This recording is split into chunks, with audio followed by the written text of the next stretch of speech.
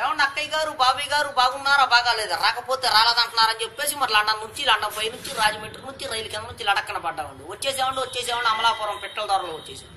ఏమన్నా మరి మా ఇంట్లో డబ్బుకి ధాన్యానికి ఏం లోటు లేదండి. మరి మా ఇంట్లో ఏట్లు పోయి కోట్లు దానికి వచ్చారు. మరి కోట్లు ఉంటే కుక్కలు తినేస్తున్నాయండి, లక్షలు ఉంటాయి నక్కలు తినేస్తున్నాయండి, ఏలుంటే ఎలకలు తినేస్తున్నాయండి, పదులుంటే పందులు తినేస్తున్నాయండి, ఆఖరి చిల్లర ఉంటే చీమలు తినేస్తున్నాయండి. మరి తినడానికి మాత్రం నెత్తి మీద బొచ్చి తప్ప ఏం మెగట్లేదు. అందుకే ఇటుబడి వచ్చేసామండి.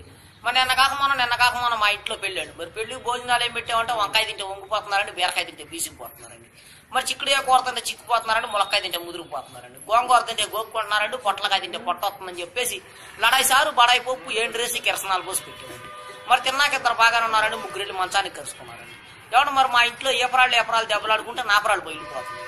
మరి మా ఇంట్లో మొగుడు పిల్లలు దెబ్బలాడుకుంటే వానొచ్చి వరద కురిసి వరదలో పడి జనం అంతా కొట్టుకుపోతుంటే మీరు ఇచ్చే 20-30 కాగితాలతో పడవలు చేసి వాళ్ళందరినీ ఒడ్డు చేస్తున్నామండి.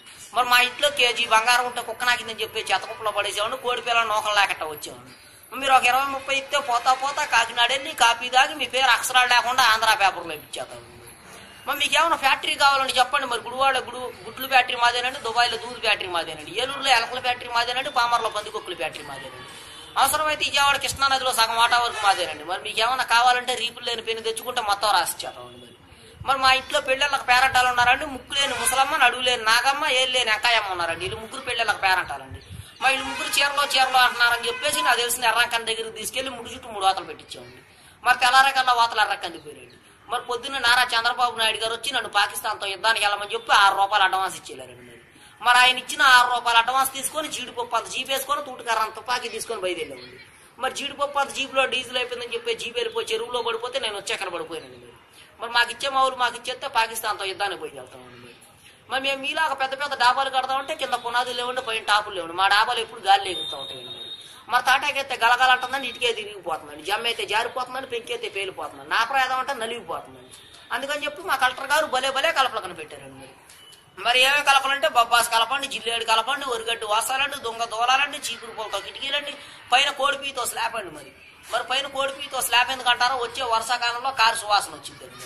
మరి నిన్న కాకమోన మరి 1947లో జరిగిన మరి యుద్ధంలో నేను కూడా బాగా పోరాడానని చెప్పేసి నారా చంద్రబాబు నాయుడు గారు నాకు వద్దన్న కొద్ది అడుగులేని లారీ మీద 66 కోట్లు పంపించారండి, మూతులేని బస్సు మీద 33 కోట్లు పంపించారండి.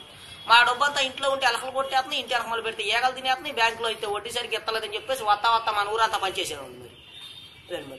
మరి మీకేమైనా డబ్బుకేం ధాన్యానికేం లోటుగా ఉండి చెప్పండి. మీరు వెళ్ళి 10ంటికి అలా పంట చేలో కూర్చొని రీపులు లేని పెన్నుతో నెంబర్ లేని ఫోన్ చేయని మా వాడు పంపించేస్తారండి. మరి ₹10 బిల్ల మీద 66 కోట్లు పంపేస్తారండి, పావలా బిల్ల మీద 25 కోట్లు పంపేస్తారండి.